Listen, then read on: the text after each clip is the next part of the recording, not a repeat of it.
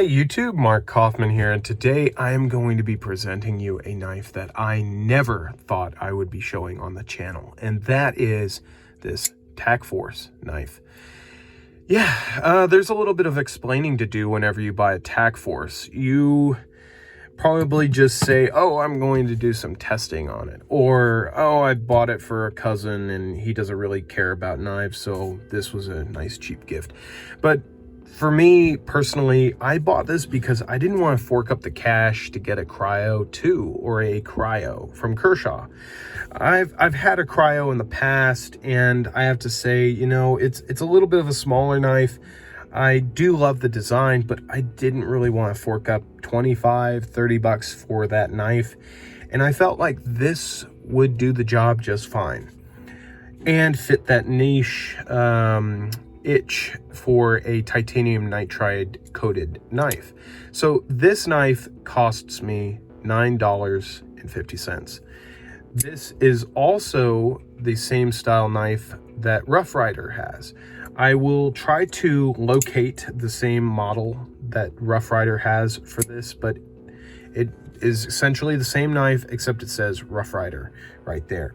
And the Rough Rider was, I think, $12 or $11. And this one was only $9. So this for me was a great buy.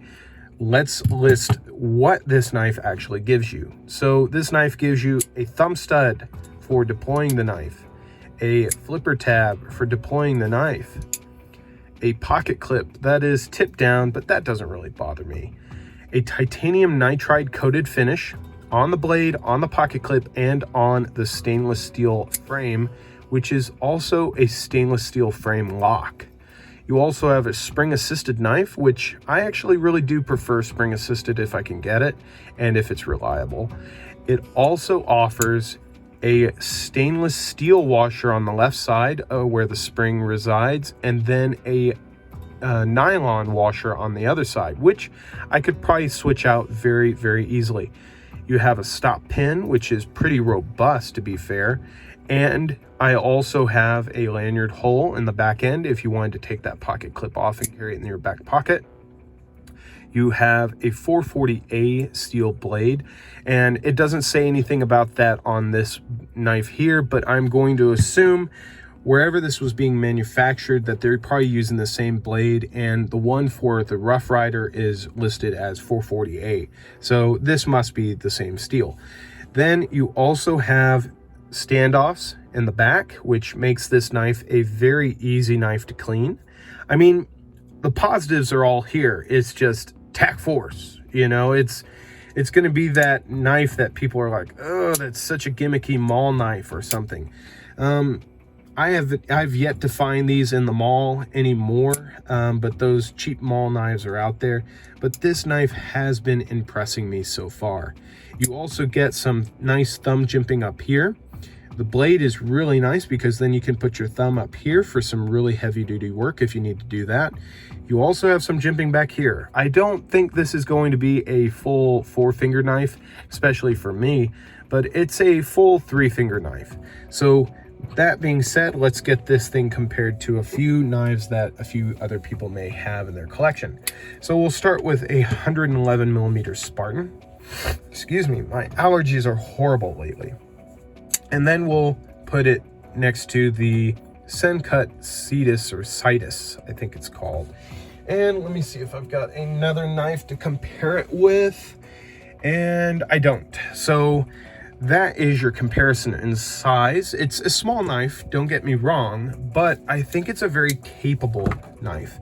Now, why did I buy this? Well, I wanted a titanium nitride coated knife. I think the gray is cool. It's very modern and sleek looking. Personally, that's what I think. And I also wanted a knife that if I broke it, damaged it, wanted to experiment on it, I wouldn't feel bad about it. And I have to say, it's easy to strap up. This here, I'm not the best at cutting paper, but I mean, it cuts just fine. I'm not the best at cutting paper though, especially on camera. So it really does do a great job cutting the paper. It's just, I am not that great. There we go. So it does cut. and you just have to get that angle just right. But I will tell you this, because of that, it has that 440A steel. If you needed to sharpen this again, which this is essentially a diamond rod sharpener that I bought on eBay. It's like $6. I just took the diamond rod out, and then I threw in this smaller ceramic rod, which is from Spyderco. And trust me, you just do this a couple times, and that knife is back to cutting and working real good. So, I mean, this knife here really does do a great job, and I can also get a hair shaving edge on here.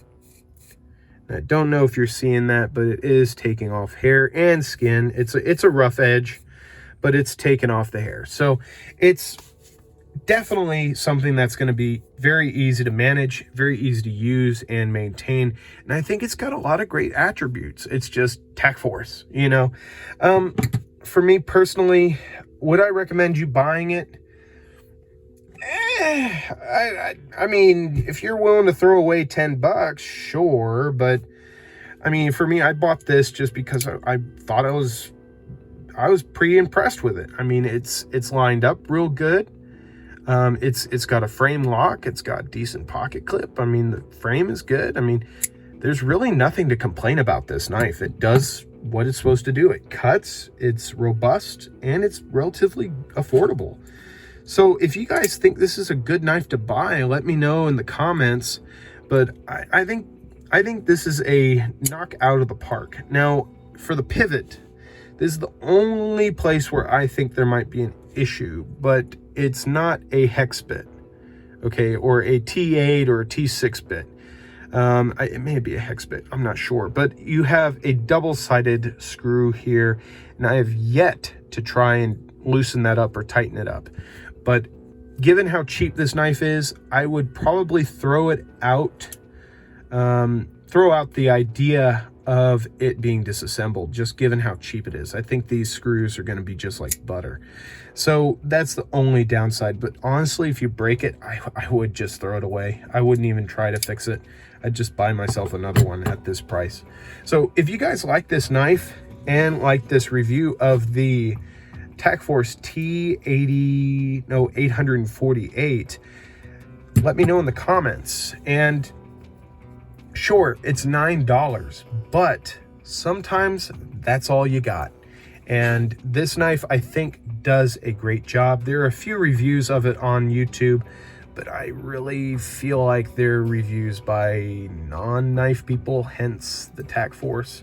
So I hope this gives some people an idea of what quality is here for $9. So till the next video, I'll let you guys go, and I'll talk to you later. Bye-bye.